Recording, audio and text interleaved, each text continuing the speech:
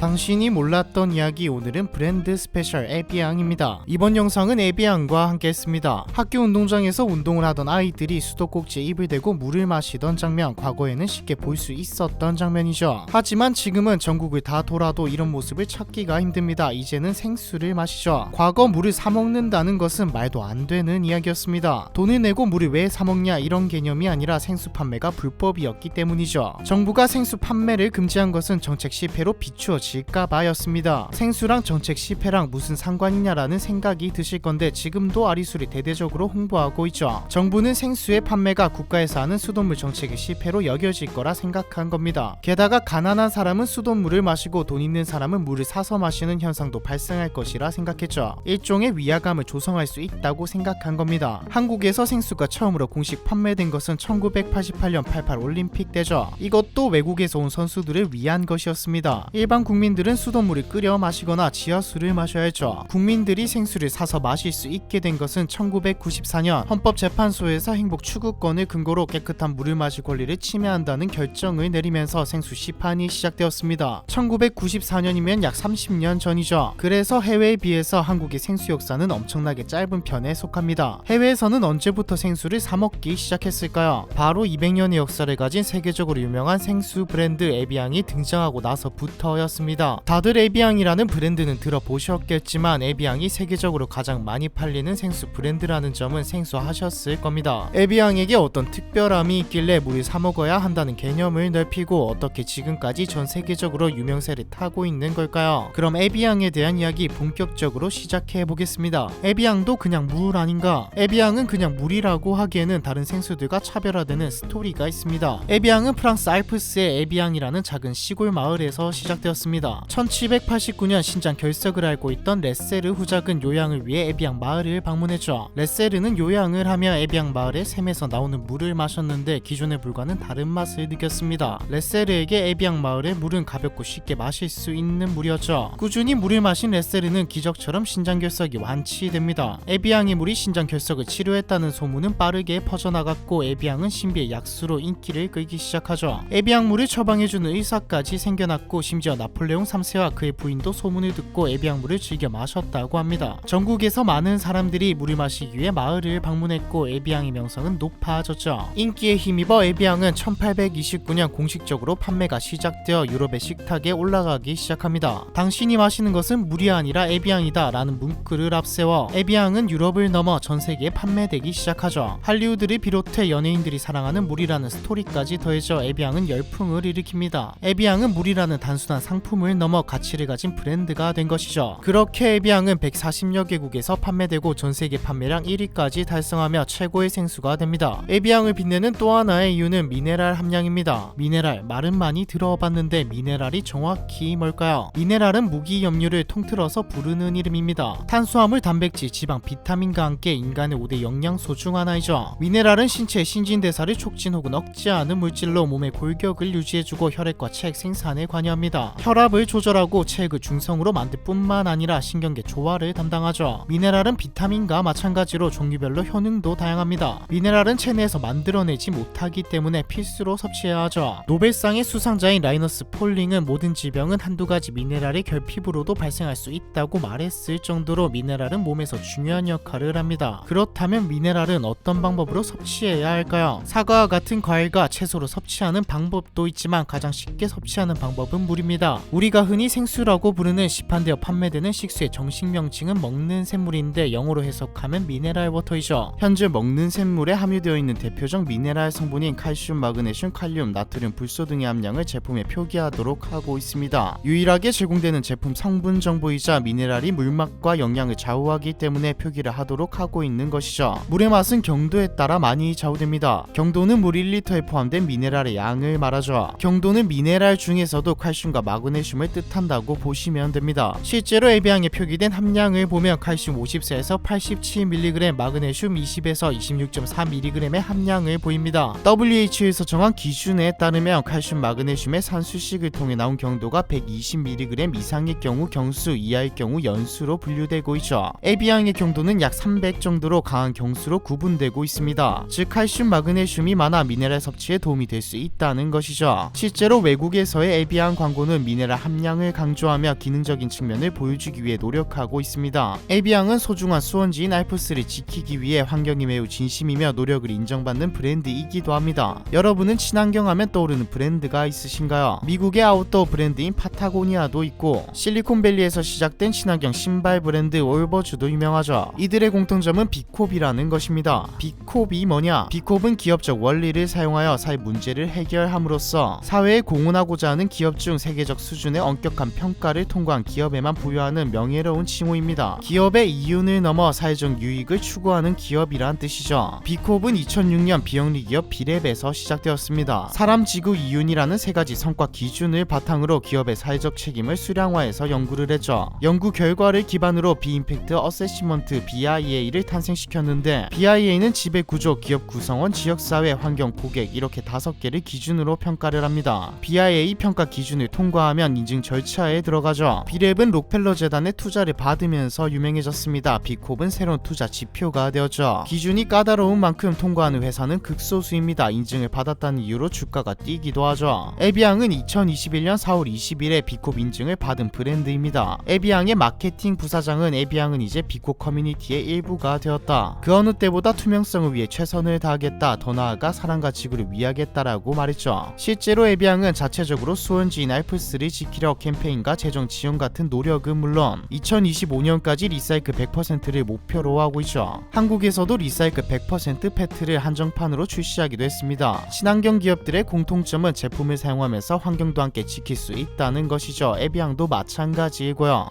최고의 생수, 미네랄이 많이 들어있는 생수, 환경을 지키는 생수. 어떠신가요? 에비앙의 특별함이 느껴지지 않으신가요? 오늘은 생수 에비앙, 아니 브랜드 에비앙을 한번 마셔보는 건 어떨까요? 브랜드 스페셜 에비앙 이번 편은 여기까지입니다.